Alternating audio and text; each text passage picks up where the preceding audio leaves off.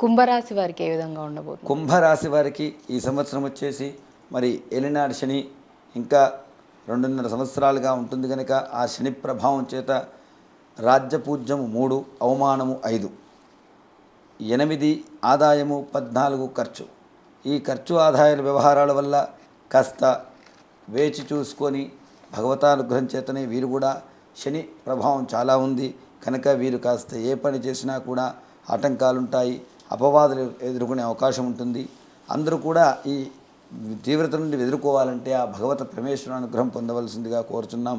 కుంభరాశి వారికి 60% మనం యోగ సంవత్సరంగా చెప్పుకోవచ్చును. అయినా నిశ్చింతగా ఇంకా ఏలినాడు శనిలో గత 2-3 ఏళ్ళ నుంచి కూడా ఇబ్బంది పడుతున్నారు.